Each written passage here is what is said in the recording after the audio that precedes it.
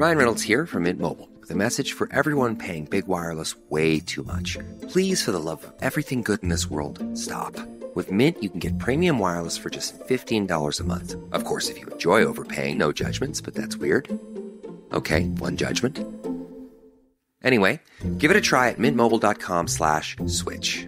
Upfront payment of $45 for 3-month plan, equivalent to $15 per month required. Intro rate first 3 months only, then full price plan options available. Taxes and fees extra. See full terms at mintmobile.com. Bonjour, ici Patrick Pierrat, éditeur d'Info Bref. Voici l'essentiel des nouvelles en ce vendredi 28 février. Il y avait hier des élections en Ontario et Doug Ford a obtenu un 3e mandat. Le parti progressiste conservateur du Premier ministre ontarien va rester au pouvoir à Toronto avec un gouvernement majoritaire. Selon des résultats encore préliminaires hier soir, le parti progressiste conservateur était en voie d'obtenir 77 sièges alors qu'il en faut 63 pour obtenir une majorité. Le NPD suivait avec 25 sièges et le Parti libéral avec 14, puis le Parti vert avec 2 sièges. C'était du moins les prévisions en soirée hier.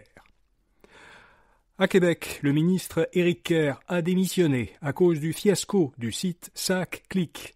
L'ancien directeur de SAC-Clic a affirmé que le ministre de la Sécurité et de la Cybersécurité et du Numérique avait été informé dès 2022 des retards et dépassements de coûts dans le déploiement du projet numérique de la Société de l'assurance automobile du Québec. Éric Kerr a démenti et assuré qu'il n'avait rien à se reprocher. Il a seulement concédé qu'il n'avait pas été assez méfiant. Kerr a toutefois remis sa démission comme ministre hier parce qu'il estime qu'il était devenu une distraction qui nuisait au gouvernement Legault. Il conserverait toutefois son siège de député à l'Assemblée nationale. Le gouvernement du Québec s'engage à investir 20 millions de dollars pour aider les entreprises menacées par les tarifs américains. Le gouvernement Legault compte rembourser jusqu'à 85% des coûts de formation de courte durée, donc les formations jusqu'à 12 mois, qui sont effectuées par des employés des secteurs qui risquent d'être les plus touchés par l'entrée en vigueur de tarifs douaniers, soit le secteur manufacturier, les transports et les ressources naturelles.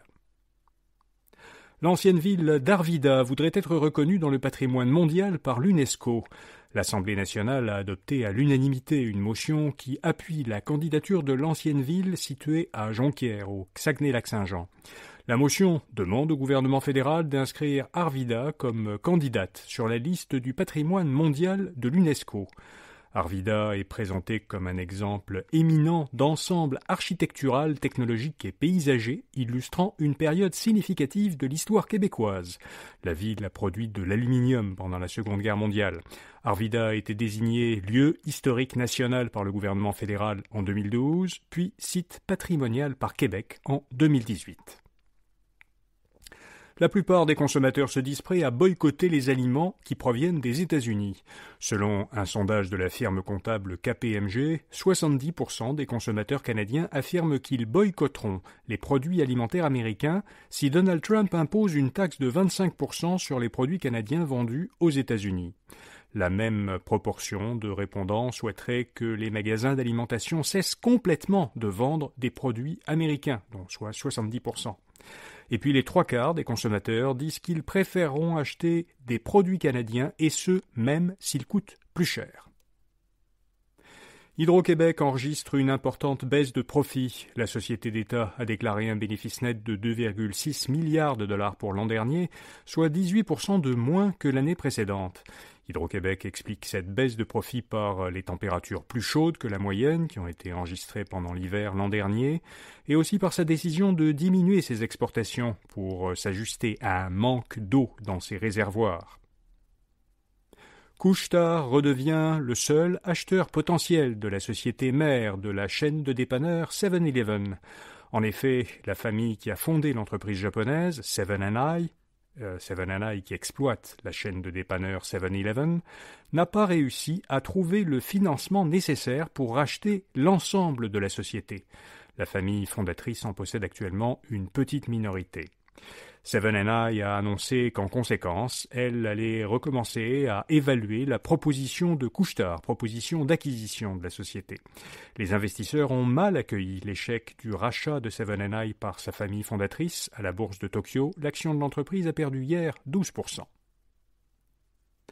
Amazon dévoile à son tour une puce conçue pour l'informatique quantique. Après Google en décembre puis Microsoft la semaine dernière, c'était au tour hier d'Amazon Web Services de présenter sa première puce d'informatique quantique. Baptisé du nom d'un félin, Ocelot, ce composant électronique est présenté comme pouvant réduire de 90% les coûts de correction des erreurs quantiques. Alors ces coûts sont un enjeu important dans le développement d'ordinateurs quantiques. En effet, les ordinateurs quantiques sont très sensibles aux moindres changements dans leur environnement. Les vibrations, la chaleur et les interférences des réseaux cellulaires peuvent provoquer des erreurs de calcul. Les travailleurs américains qui utilisent l'IA générative se disent plus productifs. Les 2/3 des Américains qui utilisent au travail des outils d'intelligence artificielle estiment qu'ils gagnent au moins 2 heures de travail par semaine grâce à ces outils. C'est ce qu'ont constaté dans une étude menée avec la Réserve fédérale des chercheurs des universités Harvard et Vanderbilt. Alors les domaines où les gains de productivité sont les plus notables sont les services d'information, les finances et l'immobilier, et les services professionnels aux entreprises. Et puis les 7 autres planètes du système solaire seront presque alignées ce soir. Elles seront regroupées du même côté du Soleil et observables dans le même ciel. Il s'agit d'un événement rare qui ne se reproduira pas avant 2040. Mars, Jupiter, Uranus, Vénus, Neptune, Mercure et Saturne apparaîtront au coucher du Soleil.